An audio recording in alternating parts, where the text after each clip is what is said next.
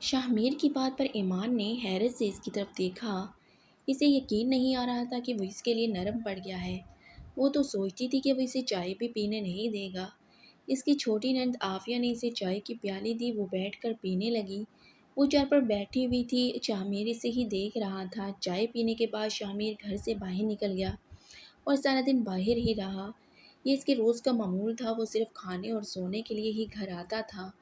بعض اوقات تو کھانا بھی باہر کسی دوست کے گھر کھا لیا کرتا تھا اور ڈیرے پر ہی سو جایا کرتا تھا۔ لیکن آج نہ جانے کون سی کشش شام کو جلدی سے گھر لے آئی۔ گاؤں میں کھانا جلدی بن جاتا تھا، اس لیے مغرب تک سب کھانا کھا کر فارغ ہو چکے تھے اور جلدی سو جایا کرتے تھے۔ لیکن آج کل موبائل اور انٹرنیٹ کا دور تھا۔ گاؤں کے لڑکے ساری ساری رات موبائل میں نیٹ ورک چلاتے، اس لیے وہ اب دیر سے سونے لگے تھے۔ شاہمیر بھی ساری ساری رات ڈیرے پر دوستوں کے ساتھ بیٹھا رہتا تھا اور دیر تک موبائل میں انٹرنیٹ چلاتا۔ رات کا کھانا کھاتے ہی وہ نکل جاتا اور پھر بہت دیر سے گھر آتا تھا۔ آج بھی وہ کھانا کھانے کے لیے گھر آیا۔ اس کا غصہ قدرے کم تھا، یا پھر شاید ہی ایمان کے حسن کا اثر تھا جس سے متاثر ہوئے بغیر وہ رہ نہیں سکا۔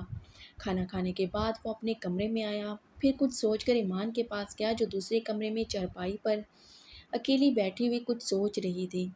میرے کمرے میں آؤ، شامیر نے ایمان کو کہا اور اپنے کمرے میں چلا گیا۔ ایمان کی تو جیسے سن کر جان ہی نکل گئی۔ وہ کمرے کی طرف بڑھنے لگی، اس کے قدم من من کے ہو رہے تھے۔ وہ سوچ رہی تھی نہ جانے کیا بات ہے، کہیں وہ پھر سے مارنے نہ لگ جائے اسے۔ وہ کمرے کے اندر آئی، شامیر الماری میں کچھ ڈھونڈ رہا تھا۔ اسے دیکھ کر وہ اس کے قریب آیا اور دروازہ بند کیا، کنڈی لگا دی۔ ایمان حیرت سے دیکھ رہی تھی۔ شامیر اس کے بالکل قریب آ کر کھڑا ہو گیا اور اس کے نقوش دیکھنے لگا۔ اس کی پلکیں جھکی ہوئی تھی اور بہت گھنی اور خوبصورت تھی، لیکن خوف کے مارے اس کی پلکیں بھی لرزتی رہی تھی۔ پھر شامیر کی نظریں اس کے بالوں پر گئی جو ایک شانے کو ڈھلکے ہوئے تھی۔ اس کے بال بہت خوبصورت اور لمبے ہیں۔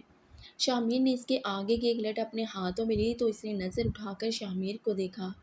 ایمان حیرت سے اسے دیکھ رہی تھی، سوچ رہی تھی کہ کیا وہ نرم پڑ رہا ہے۔ وہ خوفزدہ تو بہت زیادہ تھی، لیکن اندر اندر اس سے اطمینان بھی آ رہا تھا۔ شامیر شاید اسے اپنی بیوی کے روپ میں قبول کرنے لگا تھا۔ شامیر، میں نے اس کا ہاتھ پکڑا اور اسے بیڈ تک لے آیا، اسے بٹھایا اور اسے دیکھنے لگا۔ اس نے اپنی زندگی میں اتنی حسین لڑکی نہیں دیکھی تھی، لڑکی بھی وہ جو اس کے لیے جائز تھی۔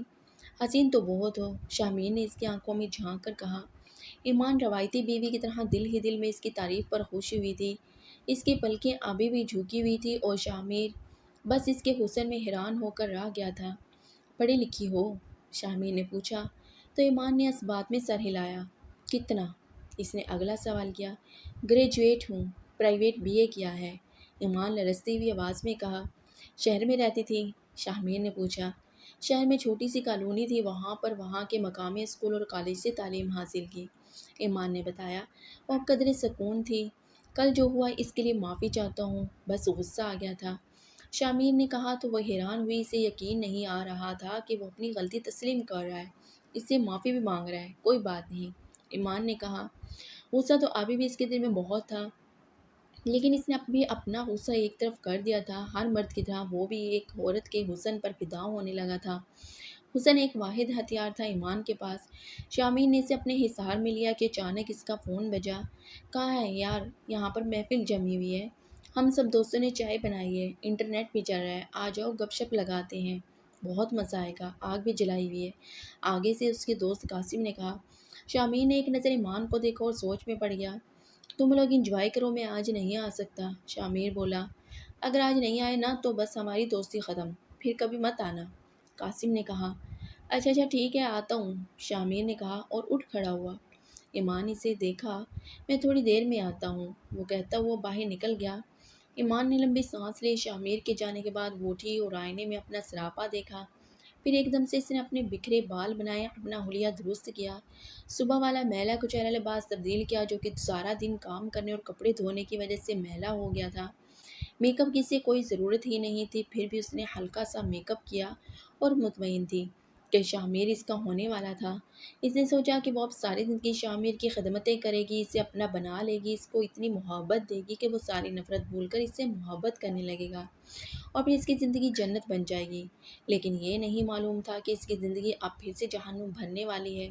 شامیر ڈیرے پر آیا جہاں سردی کی وجہ سے اس کے دوست آگ جلا کر بیٹھے ہوئے تھے اور چائے کی کیتلی آگ میں اوپر رکھی ہوئی تھی۔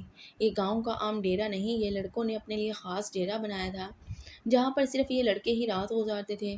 آ گیا ہمارا یار، قاسم نے اسے دیکھ کر دور سے آوازیں لگائی۔ وہ آ کر سب کے ساتھ بیٹھ گیا۔ بڑی زبردست چائے بنائی ہے آج، حامد نے کہا۔ ویسے یہ بتا تو آج راہ کہاں گیا تھا؟ کہیں ایسا تو نہیں کہ اپنے بھائی کے قاتل کی بہن کے پاس چلا گیا تھا؟ قاسم نے کہا تو شامیر نے اس سے نظریں چرائی۔ دیکھا یہ نظریں چرا رہا ہے، اس کا مطلب یہ اپنی نئی نویلی دلہن کے پاس تھا، فرید نے کہا۔ کیا یہ سچ ہے شامیر؟ قاسم نے پوچھا تو شامیر نے کہا اس بات میں سر ہلا دیا۔ شاباش میرے دوست شاباش، واہ واہ کیا بدلہ لیا ہے اپنے بھائی کا، ایک رات میں اپنے بھائی کا خون بھول گیا۔ تو جیسے بہادر لڑکے سے توقع نہیں تھی کہ ایک لڑکی کے حسن کے آگے ایک دن میں ہار مان جائے گا، تو بھی نکلا نا وہی کمزور مرد، قاسم نے غصے سے کہا۔ ایسی بات نہیں ہے، میں تو بس، شامیر نے بہانہ بنایا۔ بات یہ ہے کہ تم تو بس اس کے حسن پر فدا ہو گئے اور سب کچھ بھول گئے، لیکن میں تمہیں ایک بات یاد دلانا چاہتا ہوں، قاسم نے کہا۔ کون سی بات؟ شامیر نے کہا۔ دیکھ میرے بھائی، ان لوگوں نے ایک دم سے خون بہا میں پیسے دینے کے بجائے اپنی بیٹی دے دی۔ آخر کوئی تو چکر ضرور ہے، یہ بھی ہو سکتا ہے کہ اس لڑکی کا کہیں پہلے ہی کسی کے ساتھ چکر تھا اور پھر بدنامی کے خوف سے انہیں موقع مل گیا اپنی عزت بچانے کا اور تیرے سر پر تھونپ دیا اسے۔ ورنہ مجھے بتاؤ، کون اپنی بیٹی اس طرح اتنی آسانی سے دیکھ سکتا ہے کسی کو؟ لوگ تو اپنا سر کٹانے کے لیے تیار ہو جاتے ہیں اپنی بہنوں کی عزت بچانے کے لیے، لیکن یہ کیسے باپ اور بھائی تھے جنہوں نے اپنی جان بچانے کے لیے اپنی بہن کی قربانی دی تھی؟ یقیناً یہ بغیرت لوگ ہیں، ایسا نہ ہو کہ وہ کسی اور کا گناہ تیرے سر پر ڈال رہے ہوں۔ پہلے اس لڑکی کا کردار تو چیک کر لو، کہیں ایسا نہ ہو کسی اور کا گناہ تجھے پالنا پڑ جائے۔ ابھی کچھ مہینے اس سے دور رہ، قاسم نے کہا تو وہ سوچ میں پڑ گیا۔ ہاں یار، قاسم بالکل ٹھیک کہہ رہا ہے، تجھے جلد بازی نہیں کرنی چاہیے، حامد نے کہا۔ بات تو صحیح ہے تمہاری، شامیر بولا۔ چل آگے احتیاط کرنا، یہ لے چائے پی۔ وہ چائے لے کے پینے لگا۔ ابھی بھی اس کی آنکھوں کے سامنے ایمان کا چہرہ آ رہا تھا۔ سب دوست باتوں میں مشغول ہو گئے، ادھر کی باتیں کرنے لگے، لیکن شامیر آج کہیں کھویا کھویا لگ رہا تھا۔ اسے دوستوں کی محفل ہمیشہ سے اچھی لگتی تھی اور اس کا یہاں سے اٹھنے کو بھی دل نہیں کرتا تھا، لیکن پتہ نہیں کیوں آج اس کا اس محفل میں دل نہیں لگ رہا تھا۔ شاید وجہ ایمان تھی جو اس کے انتظار میں بیٹھی تھی۔ وہ اس سے کہہ کر آیا تھا کہ تھوڑی دیر میں آتا ہوں۔ ایمان اس کا انتظار کرتے کرتے یوں ہی بیڈ پر سو گئی۔ وہ دیر سے واپس آیا، دروازہ کھلنے کی آواز پر ایمان ایک دم سے جاگ اٹھی اور اٹھ کر سیدھی بیٹھ گئی۔ شامیر نے دیکھا اس نے اپنا لباس تبدیل کیا ہوا ہے اور میک اپ بھی، وہ پہلے سے زیادہ حسین لگ رہی تھی۔ پھر اچانک شامیر کو قاسم کی باتیں یاد آئیں۔ تم دوسرے کمرے میں جا کر سو جاؤ، مجھے نیند آ رہی ہے، اس نے ایمان سے کہا اور بتی بجھا کر بیڈ پر لیٹ گیا اور کمبل اپنے اوپر تان دی۔ ایمان اب اندھیرے کمرے میں حیرت زدہ بیٹھی ہوئی